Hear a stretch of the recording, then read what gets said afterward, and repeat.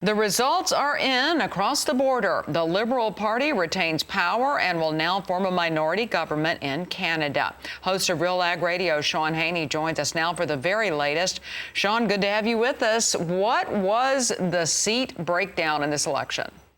Hey, Ken, great to be with you here this morning. So, virtually the same, which is kind of an interesting scenario given the fact a lot of people are really wondering why the Prime Minister called this snap election just 2 short years after the last federal election.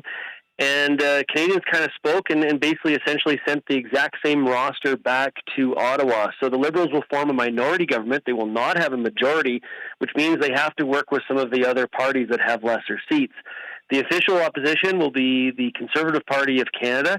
That there's still a few ridings to be sort of figured out, but for the most part, they landed on the exact same spot, as well as the NDP and the Bloc Québécois.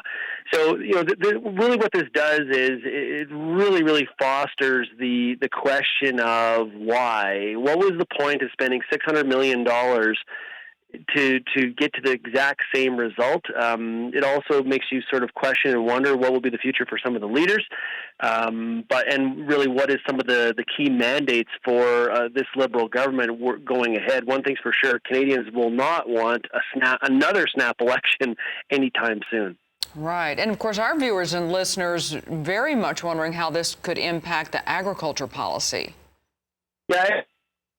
Trade did not get a lot of focus during this campaign for the most part. I would say that the key agricultural policy item to watch for here is how far to the left Canada swings in terms of its environmental policy. It was already quite far on that spectrum, but the Liberal Party in a minority plus the NDP, which is even further right of the Liberals, them working together, I think environmental policy is something to watch very, very closely.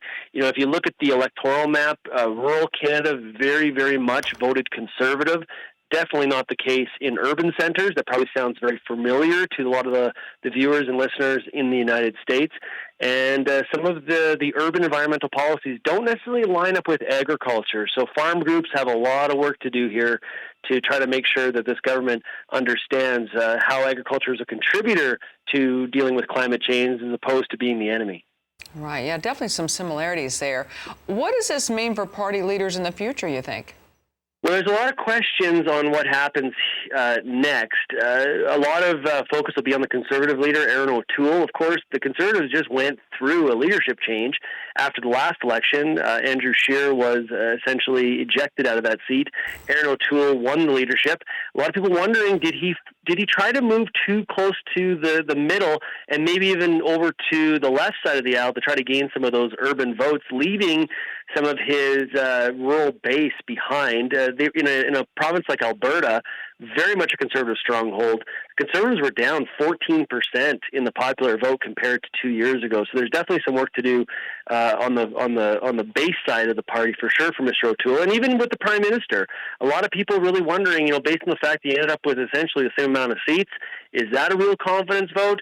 Is he, does he see himself seeing this next this next 4-year period through, or will some of the Liberals in cabinet with some ambition look to take over the leadership? So a lot of things really interesting to watch in Canadian politics in the years ahead here. Yeah, see how that all plays out. That's host of Real Ag Radio, Shaun Haney. Thank you for joining us today. You can catch Shaun on his show, Real Ag Radio, which airs at 4:30 p.m. Eastern weekdays on Rural Radio, channel 147 on Sirius XM, and we'll visit with him again tomorrow on Market Day Report.